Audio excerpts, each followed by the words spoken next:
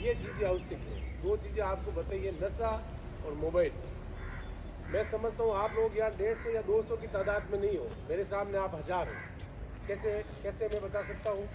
प्रत्येक घर यहाँ बैठा है, लगभग 200 घर यहाँ पर है, तो प्रत्येक घर में 5 सदस्य मान के चले तो आप 1000 आदमी यहाँ पर बैठे हैं। शिक्षा का यही अर्थ है कि आप हमारे द्वारा जो बताई गई बातें हैं, नशा प्रवृत्ति हो या मोबाइल की प्रवृत्ति हो, उसको स्वयं भी छोड़ने का प्रयास करें और आपके घर में कोई इसका प्रयोग कर रहा था उसका विरोध करें। विरोध का मतलब ये नहीं कि आप उससे लड़ाई करें, विचारधारा से लड़ाई कर सकते हैं, उसको आप टोक सकते हैं, उसको आप कह सकते हैं। कहना आपका काम है, माने या नहीं माने उनका काम है। आपको जो अच्छा नहीं लग रहा उसको आप जरूर टोकें। टोकना जरूरी है, उनको बताना जरूरी है।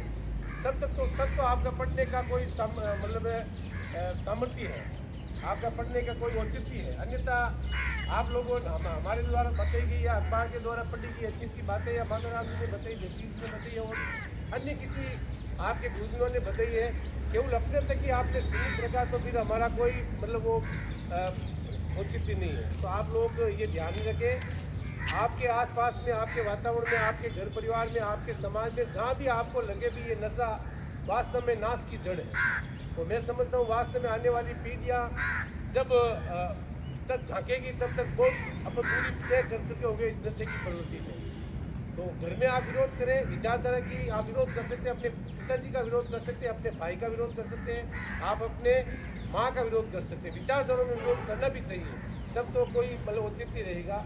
आप लोगों को बताने इसलिए आवश्यक है कि आप आने वाली भविष्य की पीढ़ी है, आप आने वाला भारत का भविष्य है, गांव का भविष्य है, समाज का भविष्य है।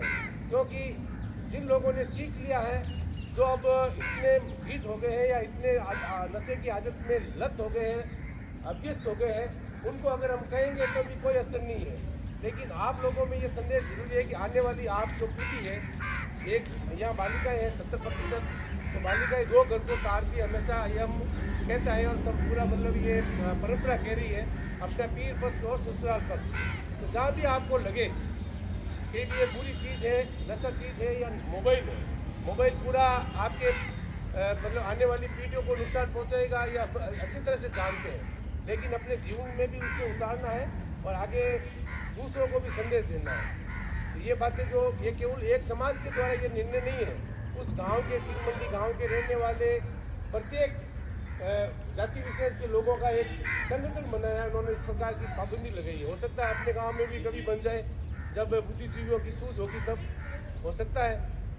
यही नहीं, नागौर क्षेत्र में, पाली क्षेत्र में, जोधपुर क्षेत्र में, बाढ़ क्षेत्र में, जगह जगह देश प्रदेश में इस प्रकार की मांग, वो ये समय की मांग है और बहुत बड़ी मांग है।